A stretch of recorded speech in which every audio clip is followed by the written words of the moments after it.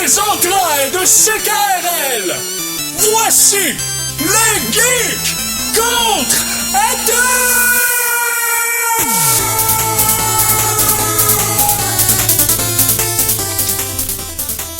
Samedi le 4 juillet 2015, fête de l'indépendance américaine, mais surtout une autre édition des Geeks contre-attaque. Éric Lajoie avec vous pour 1 heure. Éric Lajoie va être accompagné de ses 2 membres fondateurs respectifs. Donc, Simon Boucher. Oui, excusez-moi, c'est moi qui ris comme un dément à penser. Éric Lajoie et ses 2 membres. Non. Non, là, des co-fondateurs. On est 3 qui ont fondé l'émission. Ouais. Et la mise en onde, Mikey G. Je vais passer de commentaires parce que j'en ai plein qui me viennent en tête, mais bonjour messieurs et bonjour chers auditeurs, chères auditrices. Oui, en cette grande semaine du déménagement, dont c'était le cas pour moi et Mikey. Ben oui. Donc on a quand même réussi à se pointer en studio et à vous donner le meilleur de notre nous-mêmes pour une belle heure de geektualité. Hey, viens-tu de voler un punch, moi? Ben oui. Pour apprécier les meilleures sources d'informations, vous devez vous exposer au pire. Voici la geektualité. Donc, alors cette semaine, Simon et Mikey vont nous offrir des actualités à l'emporte-pièce. Donc, on va commencer par Simon. Qu'est-ce qui s'est passé selon toi d'important cette semaine? On va pas commencer par le passé. Hein? On va commencer par le présent. Oh, OK. Parce que présentement, il se passe quelque chose, là, gang. Puis il faut que vous soyez au courant. OK. À Montréal, en fin de semaine, là, c'est le Comic-Con. Ben oui, c'est vrai. C'est vrai, Moses. Puis pendant oui. que mon iPad devient complètement fou puis il m'écoute plus, je vais vous sortir un peu les grandes vedettes parce qu'il y a quand même des gens importants qui vont être présents au Comic-Con en fin de semaine. D'entre autres, pardonnez-moi un instant. Le gars de What the Cut, non, c'était Gatineau qui va être, hein? Ouais, ce sera pas... c'est non. pas à Montréal. Ah. OK, donc c'est ça, ça a commencé hier ou aujourd'hui? Ça a commencé hier. OK. Dans le fond, c'est pour tout le week-end. Vous avez plusieurs vedettes au nom de la BD, des séries télé. Cette année, il y a un gros focus sur Doctor Who. Oh. Donc, vous allez avoir plusieurs acteurs. Donc, l'acteur qui a joué le Capitaine Harkness. Oui. Bon, qui va être là. Oui. Mais sinon, vous avez des acteurs qui ont joué dans des Compagnons du Docteur. Donc, Billie Piper, qui a fait Rose. Sinon, vous avez aussi celle qui a joué... attends, j'ai pas mes notes. Mes notes sont légèrement un petit peu contre moi présentement, mais celle qui a joué, c'était... la blonde à Rory, mon Dieu, je me rappelle de Rory, le personnage pas important. Rappelez-toi, Mikey? Écoute, l'écossaise rousse au tempérament flamboyant. Et voilà, qui était d'ailleurs dans Gardien de la Galaxie, juste pour faire des liens. OK, oui, cool. OK, vu que ton iPad semble problématique, ce qu'on va faire, dans le fond, c'est que Mikey... Ben oui, Solar Impulse. Moi, c'est Solar Impulse qui m'intéresse. Le Solar Impulse 2, pour être plus précis, parce que une page historique s'est tournée hier, vendredi, le 3 juillet, à l'aéroport Kalaeloa, oui, à 30 km d'Honolulu, à Hawaï. Le pilote André Brochberg est entré dans la légende de l'aviation avec le plus long voyage d'avion en solo, sans ravitaillement, avec 117 heures et 51 minutes passées dans les airs. Donc 5 jours non-stop à piloter un avion au-dessus de l'océan Pacifique. Aucun système de propulsion, aucune dépense d'énergie. Oui, une dépense d'énergie, oui, mais l'énergie produite. Énergie produite totalement autonome par l'énergie solaire. Alors, le Solar Impulse... Solar Impulse 2 est muni de cellules photovoltaïques et puis pour une vitesse à peu près de entre 80 et 140 km/h. C'est quand même très lent pour un avion. Quand même très lent. Il fallait qu'il grimpe à 10 000 mètres d'altitude pour recharger ses batteries. C'est au-dessus de 17 000 cellules photovoltaïques qui sont sur les ailes et un peu partout sur le fuselage. Question comme ça, niaiseuse, mais je sais pas si c'était écrit dans l'article, ou dans tes sources, ou dans tes connaissances à toi. Est-ce qu'il faut qu'ils suivent, mettons, la face exposée de la Terre au Soleil pour être capable d'avoir consommé de l'énergie, ou il peut faire une nuit? Il y a une batterie. Il y a une Ouais, batterie une batterie. qui sert c'est ça. Elle se remplit pendant le jour, elle se vide durant la nuit pour permettre à l'avion de rester dans les Parce que airs. l'avion va pas assez vite pour aller à la même Non, vitesse que la rotation évidemment. de la Terre. Mais c'est sûr que si tu vas dans la même direction que la rotation pour optimiser ton exposition, probablement ce qu'ils ont fait, parce que c'est quand même juste le move logique à faire dans ces circonstances-là. C'est ici. ça, ils ont peut-être probablement étiré la période de temps qu'ils pouvaient, là, j'imagine. Hey, non, c'est trippant, ça. Ben- Hey, 5 jours de temps autonome. Ben, 5 jours de temps, totalement autonome, puis 5 jours à piloter un avion, là. Il a réussi de peine et de misère une endurance quand même Non, c'est- assez non. importante pour le bonhomme. Il remercie d'ailleurs dans l'article son yogi parce que c'est lui qui lui a permis, grâce à la force de méditation et d'entraînement, d'avoir cette endurance légendaire. Alors voilà, Ah, ok. Je pensais pas que tu pouvais recevoir des cours de... d'un ours, non, c'est ça. Ok. Coiffé au poteau. Ouais, c'était évident tant que ça. Ouais, J'avais ouais, fait référence ouais. à Yogi l'ours. Eh oui. Ok, bon, je m'excuse. Donc, autre chose, Mikey Boy? Ben oui, Rosetta, tant qu'à rester dans les nouvelles de moyens de transport qui nous intéressent, ben la sonde Rosetta vient de connaître les racines de la chevelure de Shuri. Hein? La Shuri, qui est la comète sur laquelle s'est posée Ok, Rosetta. oui, c'est beau. Ok, oui. Les comètes ayant des cheveux, Yes. c'est-à-dire une espèce de halo qui les suivent, la chevelure de la comète finalement. C'est simplement des trous, c'est pas des volcans en éruption, loin de là. Même si c'est actif, c'est simplement que la chaleur du soleil autour duquel tourne cette comète-là, ben ça vaporise les glaces d'eau qui se trouvent à l'intérieur. Ils en ont compté 6 à date. Mais ce qui est intéressant là-dedans, c'est que Rosetta a quand même assez de jus pour continuer à explorer là, et a de plus en plus de jus parce que c'est Rosetta qui nous a permis de regarder combien de trous, combien de racines de cheveux finalement comptait Shuri. C'est ça que la comète possédait. Alors, ben c'est très bien comme ça. Hein? C'est le fun qu'il ait réussi à sauver la sonde, parce qu'il y était un temps où on se disait peut-être qu'elle la rallumera jamais. Hein? C'était dans les possibilités, là. Oui. Et finalement... Ben, elle se rapproche du soleil, puis Yes. ben c'est ça, c'est Mais comme c'est surtout qu'ils l'ont reprogrammé à un certain point. Ils ont été capables d'envoyer, dans le fond, le véhicule qui a déposé la sonde est resté quand même en position. Puis à partir de là, ils ont réussi à atteindre le moment qu'elle se réveille pour renvoyer des nouvelles ordres, puis des nouvelles manières de prioriser puis d'optimiser le système pour focusser sur, la garder en vie, mais aussi sur la remettre en fonction le plus rapidement possible, plutôt que les instructions qui étaient originelles au système, là, pour essayer de ramener ça le plus rapidement possible en fonction. exactement. Sinon, Sinon, sinon, ce qu'on pourrait faire, là. Ouais. OK. Parce que ça me le tente, là. Ben On oui. parle d'espace. Fait que, on y va tout de suite en musique? Ben, on peut y aller en musique, mais Ben avant, oui. je peux te parler de quelque chose d'assez intéressant, c'est le C'est-à-dire? graphène. Le graphène, oui. Le graphène. Si je me trompe pas, tu vas me parler de son état qui peut être modifié selon ce qu'on... Ben, il y a ça, mais il y a pas que ça.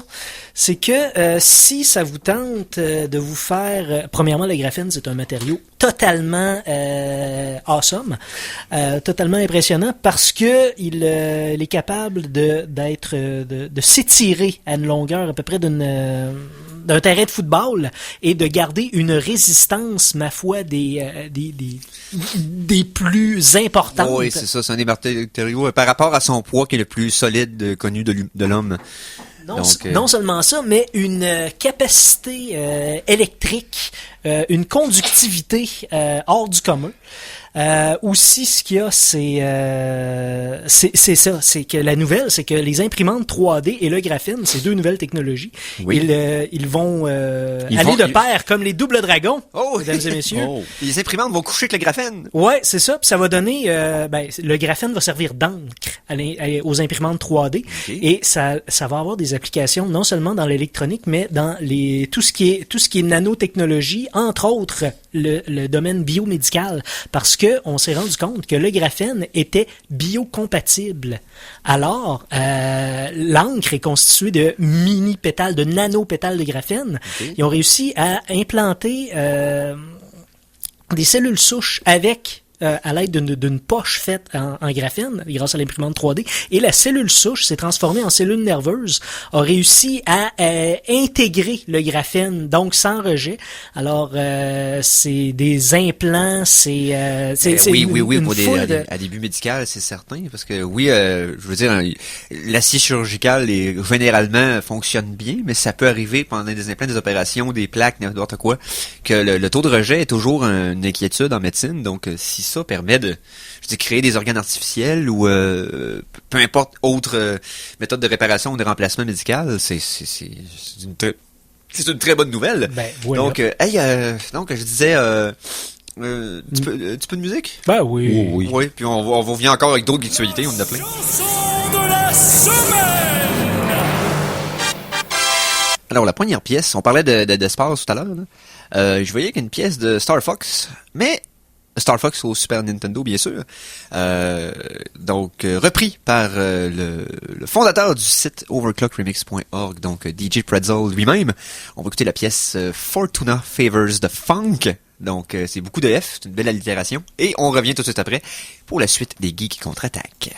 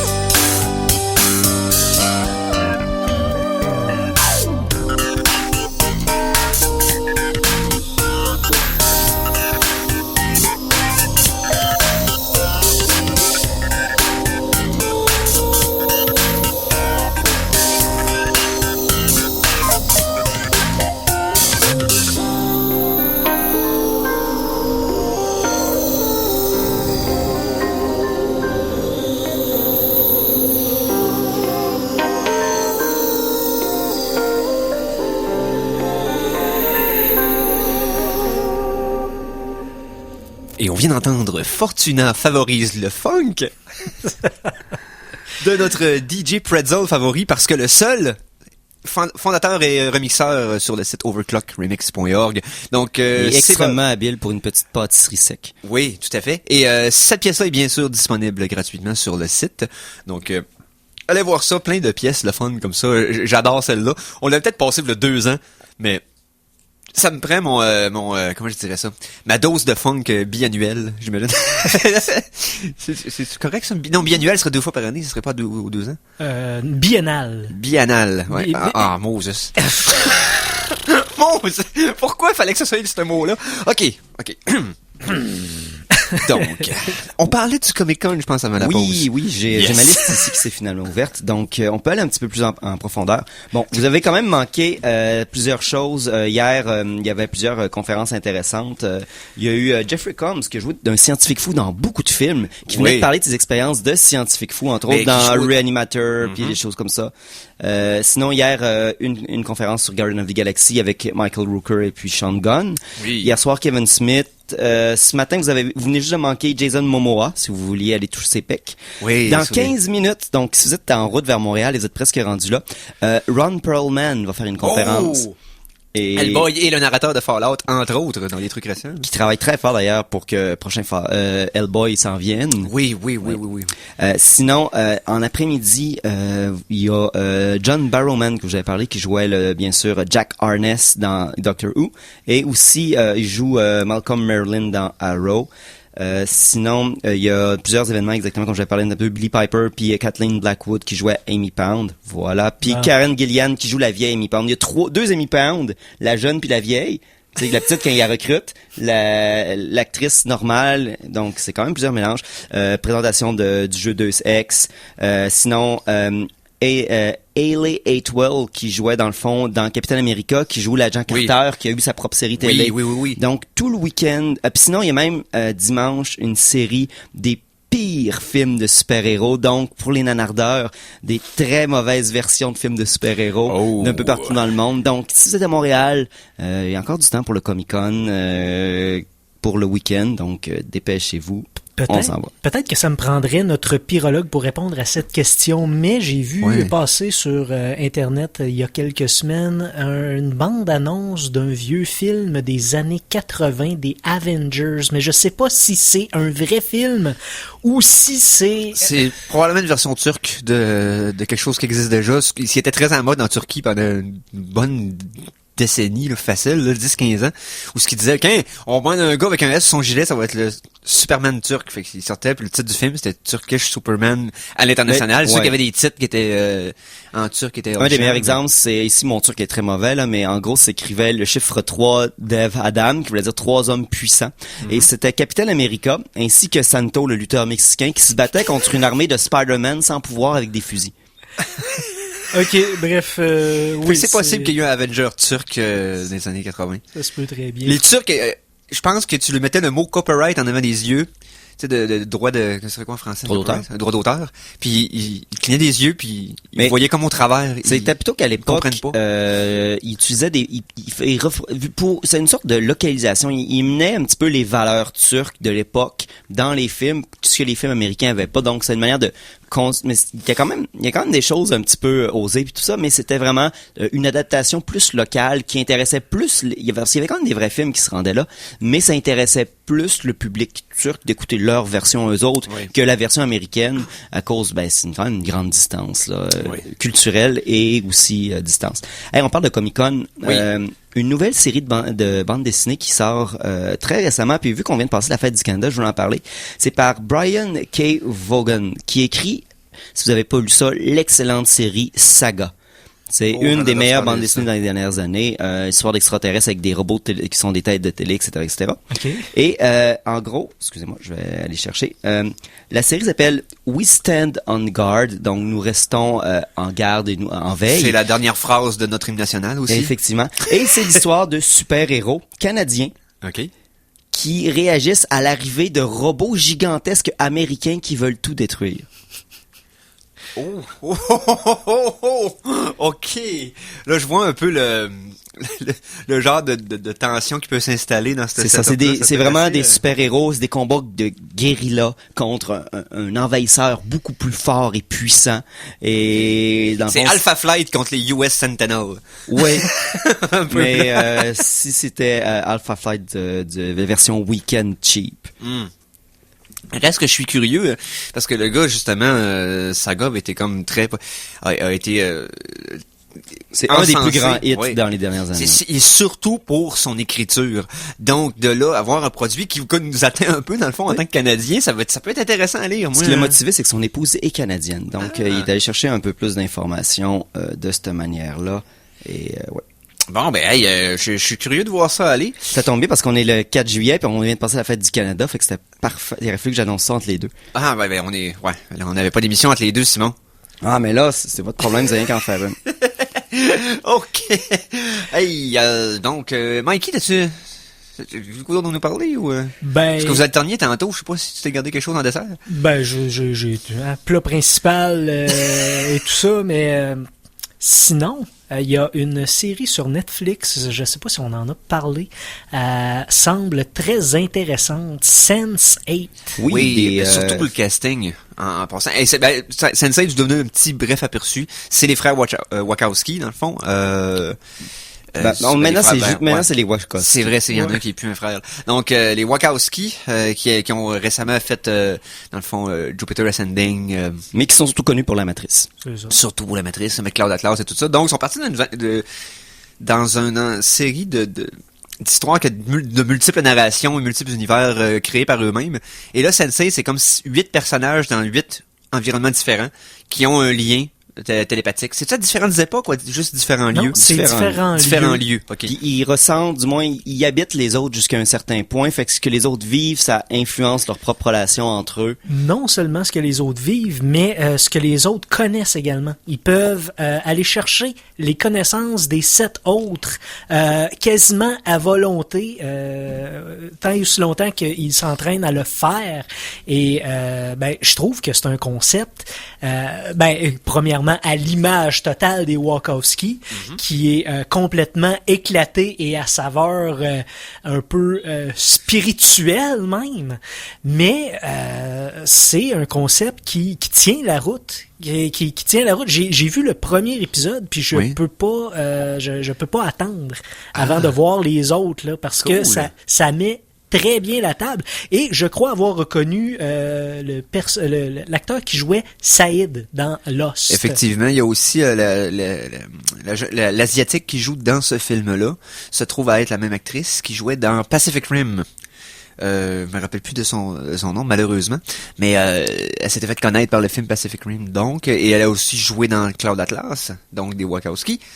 De là, son rôle dans Sense8. Mais rien que le fait de voir la folie des grandeurs des Wachowski mis à l'échelle d'une émission de télé, d'une série dans le fond, par Netflix, j'ai un feeling, j'ai hâte de voir où c'est que ça va mener, donc je vais probablement taper ça. Aussi pour ceux qui sont des fans de Netflix, je suivais une série qui était distribuée par Netflix, un animé qui s'appelait Knights of Sidonia.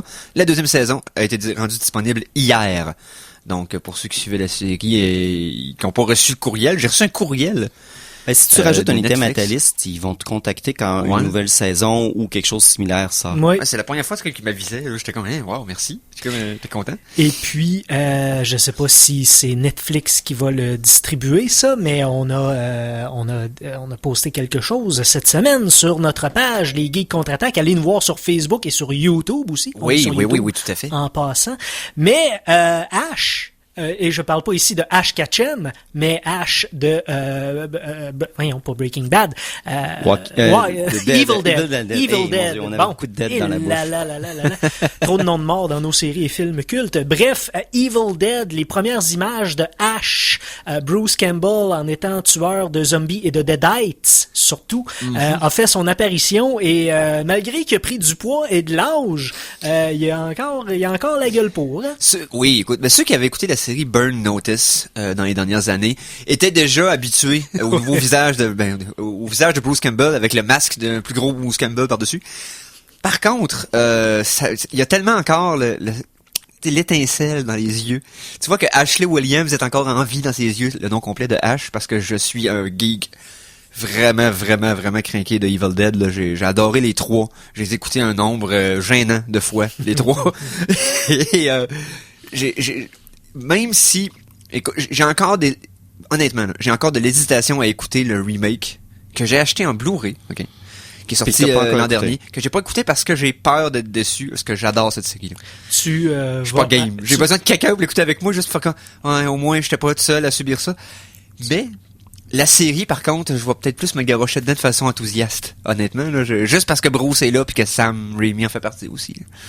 Et en terminant, une autre suggestion un peu plus hop la vie cette fois-ci, c'est sur Netflix. Les 2 premières saisons sont sur Netflix.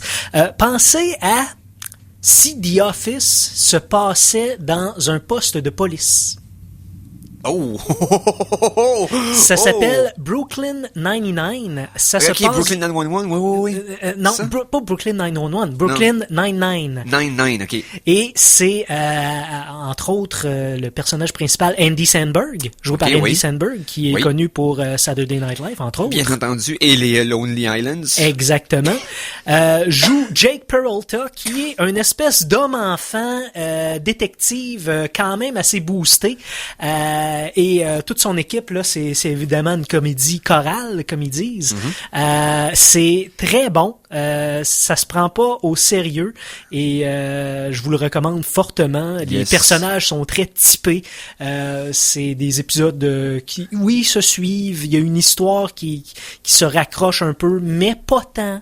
C'est ma suggestion de comédie qui se passe sur Netflix. Yes. Hey, on va faire une petite pause de publicitaire. Et après, on va goûter à des affaires. Ben, on va faire quelque chose qu'on fait pas souvent au Geek Contre-Attaque, c'est qu'on va... On va s'impliquer physiquement dans le contenu de l'émission. Donc, je vous en dis pas plus. On s'en voit après la pause pour la deuxième moitié des Geeks Contre-Attaque. Alors attention, ici c'est François Pérusse. Et ce que vous écoutez en ce moment, c'est les Geeks Contre-Attaque. Fait que, watch out. À CKRL 89,1.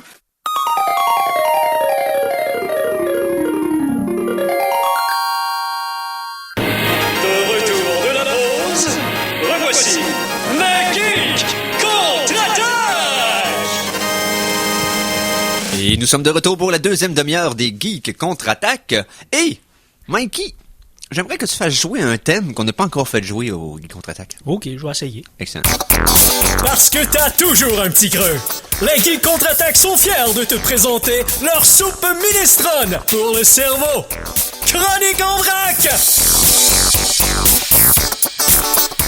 Donc, c'était le nouveau thème de Chronique en vrac, et ça, c'est quand je dirais qu'on peut pas catégoriser ce dont on va parler dans les prochaines minutes, et je pense que c'est le bon moment de le faire, parce que je vais poser une question que je pensais jamais poser live en ondes. Simon, qu'est-ce que tu me fais mettre dans ma bouche? Bon. Avant qu'on commence, durant la pause publicitaire, j'ai donné à Eric et à Mikey une genre de petite pilule que j'ai achetée sur Internet. Oui. Je me sens drôle. Et ils l'ont mis dans leur bouche sans poser de questions. Je les approuve. OK. Bon. En gros, je vous ai donné ce qui s'appelle du Syncephalum dulcificum. Okay. Qui, est-ce qu'on peut être allergique à ça? Parce que... Potentiellement, c'est un fruit. OK. Donc, c'est un extrait de ce qu'on appelle le fruit miracle en français. C'est une petite plante d'Afrique qui est un genre de petit fruit qui a été découvert ça fait très très longtemps. Et ce fruit-là, il y a quelque chose de très très particulier. Il y a une protéine qui s'appelle la miraculine. Oui, un drôle de nom. Qui, elle, a un effet extrêmement précis.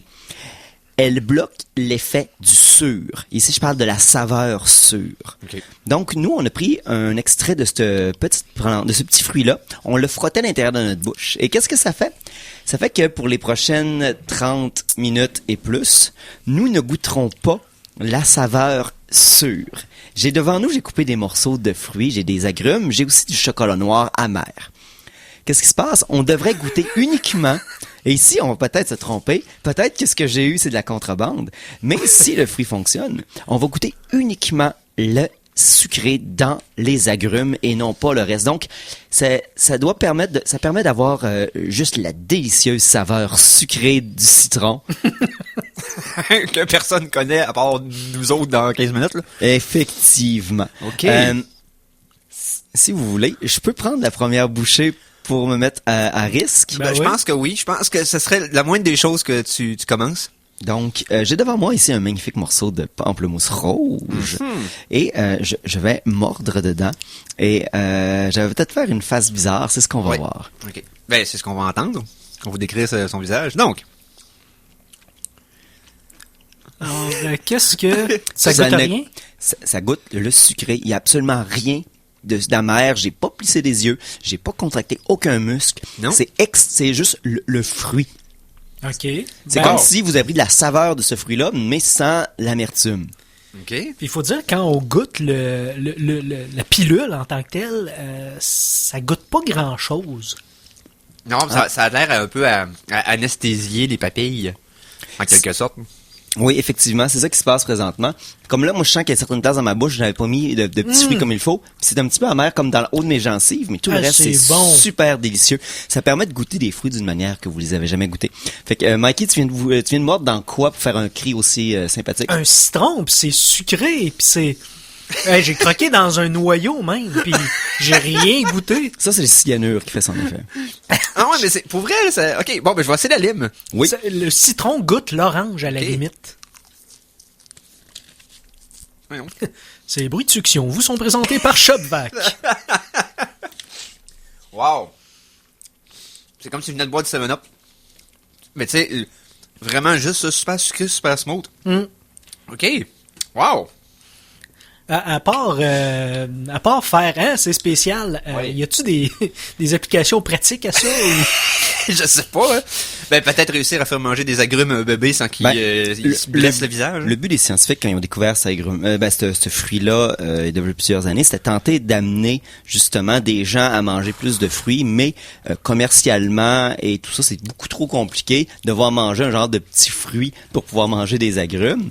Donc, C'est impressionnant le citron. En passant, c'est très impressionnant. T'as aucune... Hein? je vais goûter au citron. moi. Wow! Parce que le citron, on le s'attend. Là. Quand tu prends du citron, tu sais que ça va être comme... Ben oui. Mais c'est malade, c'est sucré, c'est... Ouais. Wow! Je viens de mordre dans un citron, un peu à la manière que quand tu fais un shooter de tequila. Oui. Là, moi, j'ai 2 ulcères dans ma bouche qui brûlent à un enfer incalculable. Le reste de ma bouche fait juste goûter le sucre pur, comme le sucre raffiné qui a recouvert ma langue. Wow! Donc, Il y a moyen d'incorporer cette miraculine-là dans, j'imagine, des médicaments ou quelque chose que pour bien faire passer la pilule, je sais pas. effectivement, ça a été utilisé en partie pour adoucir certains médicaments amers. Donc, c'est Oui. une des rares utilisations. Ils transforment, ils les rajoutent à l'intérieur de certains médicaments, ce qui fait que ça rend ça un petit peu plus neutre. Dans le fond, c'est juste depuis 2005 que ça s'est utilisé Ok. aussi. Et puis... ouais. Dans le fond, les Japonais aussi ont trouvé une manière de conserver le fruit parce que c'est un fruit qui devient très très rapidement périssable. C'est pour ça qu'il n'était pas utilisé.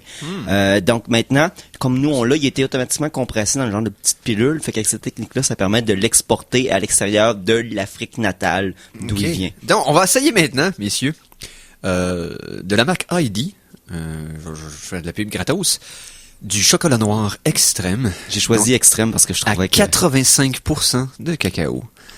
Ça, c'est amer, OK? Ça, c'est... Puis, il y a le peu de sucre qu'il y a là-dedans, on va le voir, là. Mais bon, moi, je suis pas un tripeux de chocolat très foncé.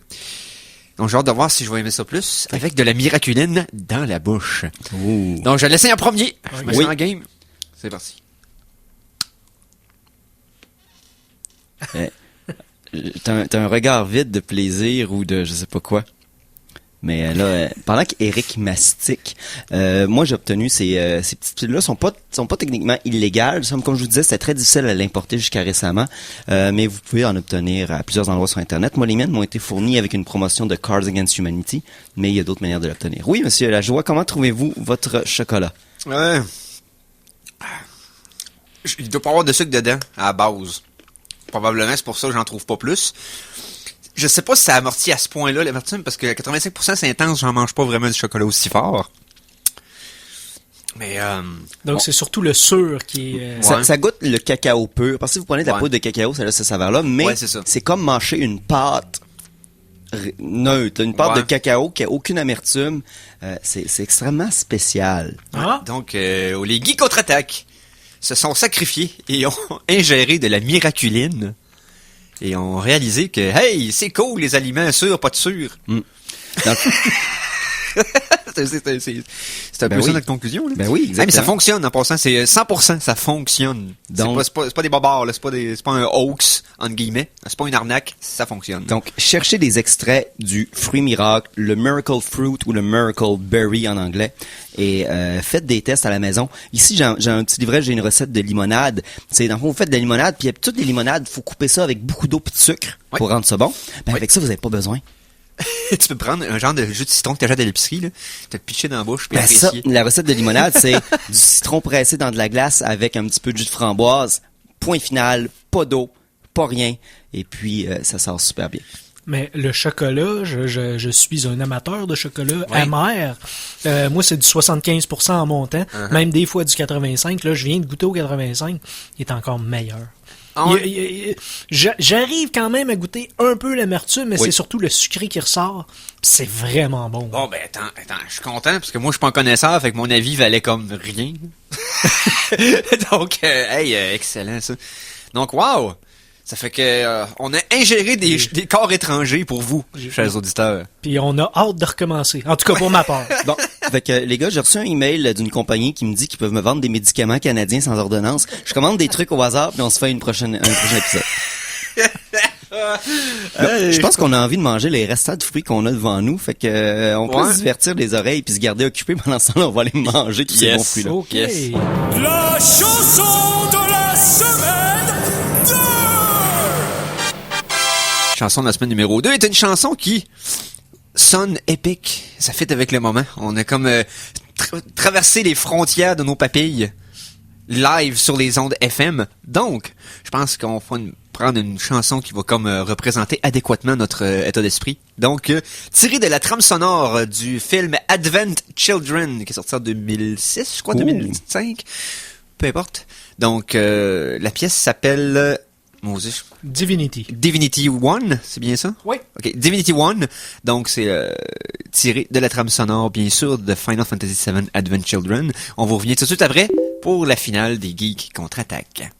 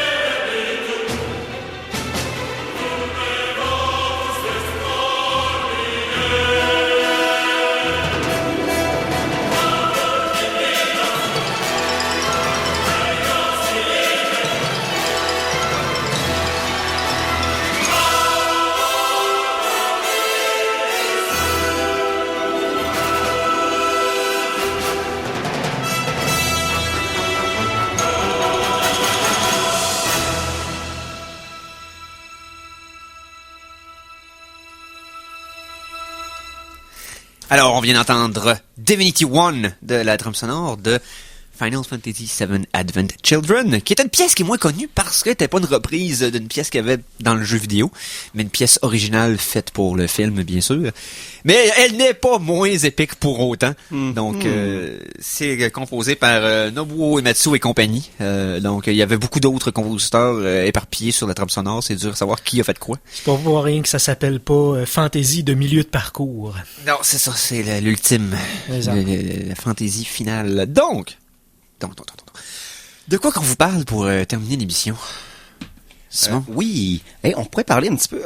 On est tous ici des fans de Lego jusqu'à un certain point. On en a eu quand on était jeune. Ouais, c'est ça. Là, je peux comprendre maintenant que c'est rendu quand même très une machine à faire de l'argent en vendant des petites figurines au hasard dans des sacs scellés, dans des comptoirs de pharmacie. Mais à la base, on est des gros fans de Lego. Oui. Et puis, ça consomme beaucoup de briques Lego par année. D'après vous, il y a combien de briques Lego par année qui sont fabriquées selon la compagnie elle-même? 10 millions. Combien de blocs? Combien de briques? De blocs. Briques individuelles. Ouais. OK. 100 millions? Je dirais par année. C'est quoi, ils doivent vendre dans une boîte. Moi, d'après moi, on parle dans les milliards. Chaque année, c'est 60 milliards. Oh oui, c'est sûr, parce que ils doivent vendre des millions de boîtes. Puis dans une boîte, il y en a une centaine au moins. Là. Fait que, tu sais, jusqu'à un certain point, ça a une gigantesque quantité de plastique utilisé. Et puis, il y a eu une entrevue récemment qui parlait, c'est quoi leur vision du long terme pour l'écologie et le Lego. Ouais. Parce qu'on se dit, bon, c'est des maudits jouets en plastique, exactement, etc. Ça finit tomber. Bon. Le problème, ils ont tenté pendant plusieurs années, ils ont créé une division que c'est uniquement à retrouver des nouvelles manières de créer des produits que eux ils peuvent utiliser. Ça embauche plus d'une centaine de personnes qui, à chaque année, coûte environ 150 millions qu'ils dépensent pour essayer de trouver des solutions à long terme, parce qu'à un moment donné, les prix du plastique vont monter puis ils seront plus capables de fournir. Le gros problème, c'est que tu peux pas utiliser vraiment du produit recyclé pour faire des Legos, parce que pour eux garder leur qualité puis leur solidité du jouet, ils doivent absolument avoir un mélange de plastique. Puis dans le recyclage au hasard, ils connaissent pas la recette exacte puis la provenance du plastique. Donc tout ce qu'ils peuvent faire, c'est que chaque année, ils recyclent des vieilles briques. Fait qu'au moins ils sont capables d'avoir la consistance puis la recette de ce qu'il y a dans ce plastique-là. Mais n'empêche qu'il y a 70 millions de briques qui sont recyclées à chaque année, contrairement aux 60 milliards de nouvelles briques. C'est du 1000 pour un, là. Exactement. Donc, à long terme, c'est pas ça le but. Là, présentement, ils se sont donnés comme but qu'en 2030, pas tout de suite, d'avoir une brique Lego qui sera avec des plastiques, des bioplastiques, des choses comme ça. Mais ils sont en travail là-dessus. Ce sera pas avant encore, on a dit une quinzaine d'années. Mais le but de Lego est à moyen puis à long terme de quitter complètement le plastique. C'est étrange parce que si tu penses à jouets de plastique, tu penses à Lego rapidement. Ben oui, c'est ça. Et si j'imagine qu'ils vont peut-être faire un genre de, comme tu dis, un bioplastique qui se dégrade après peut-être 30 ans laissé pour compte d'un coin. Ben, le problème, c'est c'est que leur bioplastique, ils ont besoin d'un bioplastique qui va donner la même qualité de produit, parce que eux, ils ont une image à conserver. Il faut donc que le produit final ressemble goutte pour goutte, ait le même fil, la même rigidité qu'une brique actuelle. Une brique, c'est pratiquement indestructible, une brique de Lego. Oui. Je veux dire, il y a beaucoup de plantes de pieds qui peuvent le confirmer. Puis j'avais entendu dire que dans Indiana Jones 4, originalement dans le script, il se cachait dans une boîte de Lego pour se protéger de l'explosion nucléaire. Ah, okay. Mais ce qui aurait été bien plus crédible qu'un frigo, c'est à mon avis. Ouais, là. Je sais, mais ils ont pas eu la commandite, fait qu'ils ont pas pu le faire. Moi, je me cacherais dans un vieux Nokia. Oh, j'ai encore un vieux Nokia qui fonctionne. Moi aussi. Mais il est pas fait en Lego. Je devrais y faire un emballage de Lego, un genre de protège Nokia en Lego. Ce serait la chose la plus destructrice de l'humanité. Mais là, ici, on s'égare légèrement. Oui. Parce que là, j'ai fini un peu parler du recyclage du Lego dans le futur, mais si on pense, c'est quoi le Lego des jeunes de nos jours? Minecraft. Effectivement. Ah ouais, ben oui. Bon.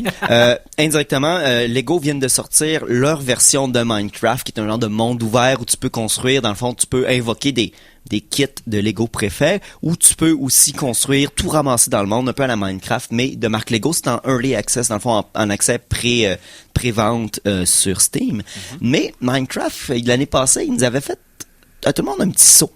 Parce que oui, il allait sortir par la compagnie Telltale de jeux vidéo qui ont fait le jeu d'aventure de Walking Dead, Game of Thrones, Borderlands, Sam & Max. Ils font des jeux d'aventure classiques basés beaucoup plus sur l'histoire que sur quoi que ce soit.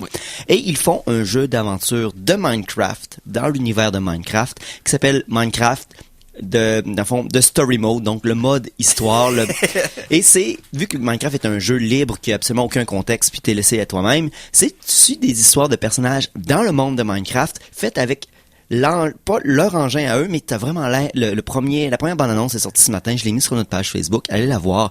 Mais honnêtement, j'ai couiné comme un petit garçon, là, c'était incroyable. T'as vraiment l'impression de regarder un film fait en Minecraft avec l'animation des voix, des choses comme ça aussi. Donc, d'ailleurs, ça a l'air d'être extrêmement merveilleux. Tu parles de jeu Early Access. Il y a un jeu Early Access que j'ai hâte de voir. Un genre de jeu qui va être le fun à jouer en gang. Je sais pas si vous avez vu des extraits du jeu en bêta qui s'appelle Gang Beast. Non. Est-ce que ça vous dit quelque chose? Non, ça me dit rien. Ok, je vais en mettre des extraits là-dessus dans quelques minutes là, sur la page des Geeks Contre-Attaque, Facebook, / les Geeks Contre-Attaque. C'est un genre de jeu dans lequel c'est basé, c'est un jeu, ils appellent ça physics-based. Dans le fond, c'est que les mouvements de ton personnage sont complètement gérés par la physique du jeu. Donc, un peu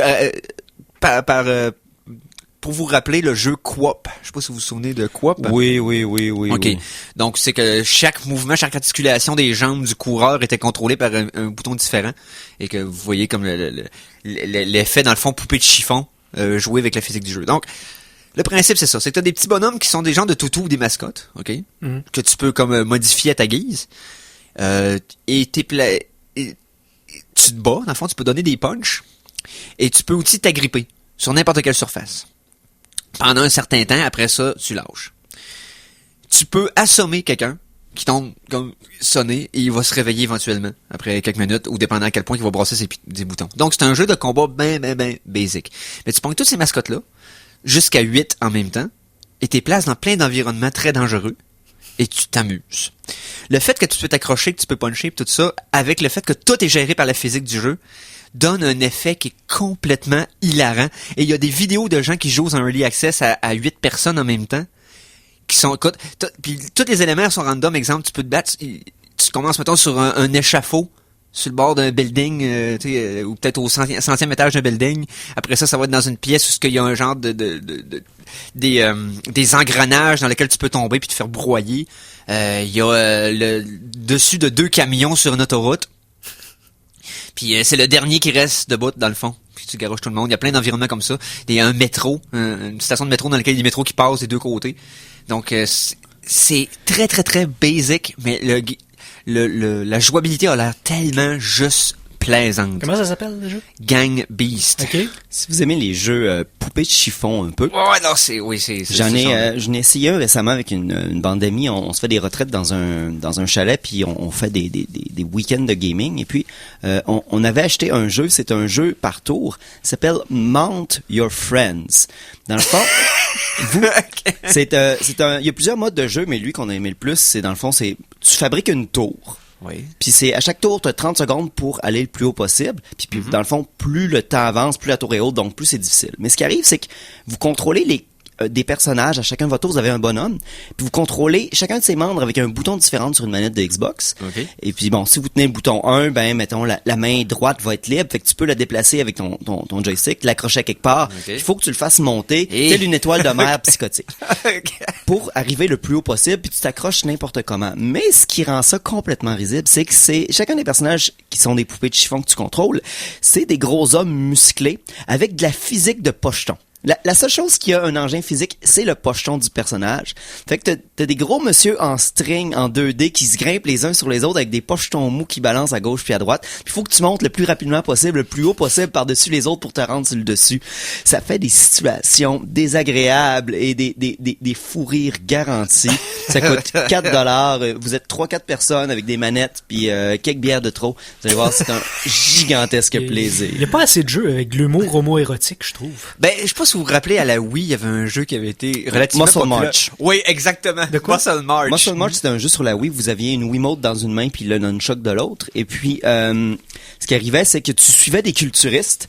Et puis, parce que un extraterrestre avait volé ton pot de protéines. Bon. Fait que c'est japonais, c'était avec des girafes partout puis des éclairs. C'était un peu le style, dans le fond, Katamari Damacy.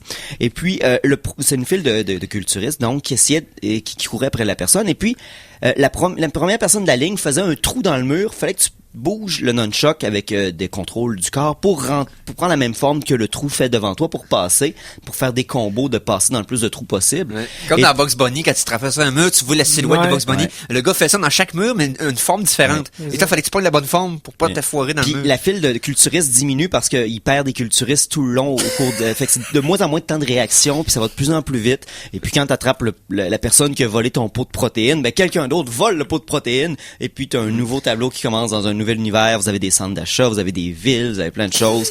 Fait que c'était extrêmement étrange, avec des ours polaires en kit de culturistes. Ouais, c'est ça, avec des strings pis tout ça. C'était comme étrangement fascinant. Mais la mécanique du jeu était le fun. C'était comme dur de pas embarquer au moins pendant une bonne demi-heure, mais après ça, il fallait que tu ailles prendre une douche. Tu sais, c'était comme juste pour dire que ouf, ok, c'est correct. C'était le fun, mais plus c'est assez. Je comprends. C'est ok. Beaucoup de jeux étranges. Oui. De pilules étranges aussi aujourd'hui. Et on a fait des expériences. Oui. Il va peut-être même falloir se faire une chronique expérimentation maintenant. Si on décide de faire des expériences plus souvent avec la science. Ben d'ailleurs, si les auditeurs se rappellent bien, la semaine dernière, on a parlé du Soylent. Est-ce qu'il y a quelqu'un d'entre vous qui l'a commandé? Non, j'ai pas été voir, mais je pourrais essayer d'en commander. Je vais m'en charger. OK. Pas plus tard qu'aujourd'hui, je vais en commander. Et puis, aussitôt que ça arrive, chers auditeurs, chères auditrices, on va se commettre la bouche à d'autres expériences. Encore une fois, sacrifier notre œsophage pour nos auditeurs. Un petit rappel pour ceux qui nous ont pas écouté la semaine passée. Soylent, qui est un substitut de repas complet. Donc, ça remplace ton alimentation à 100%. C'est une poudre qui fait un shake. Et c'est maintenant disponible au Canada, la version 2.0, avec maintenant moins de flatulence que la version 1.0. Ouais. Donc, avec huile de poisson intégrée. Oui. Donc, plus besoin de mélanger des huiles, c'est la poudre, de l'eau, point final. Donc, je pense que ça va être délicieux. Ça a fait le tour. Ben oui. Hein? Hey, merci tout d'abord, messieurs. Toujours plaisant. La semaine prochaine, ainsi que l'autre, on va avoir 2 émissions très spéciales des Geeks Contre-Attaque parce que, à l'occasion du Festival d'été de Québec, on nous a octroyé une demi-heure supplémentaire. Donc, on va avoir 2 émissions d'1h30. Donc, est-ce qu'on va l'utiliser à bon escient ou pas? Il y a juste une façon de le savoir, c'est d'être avec nous autres la semaine prochaine. Donc, à la même heure, bien sûr, donc à 14h samedi prochain. Donc, merci à Simon!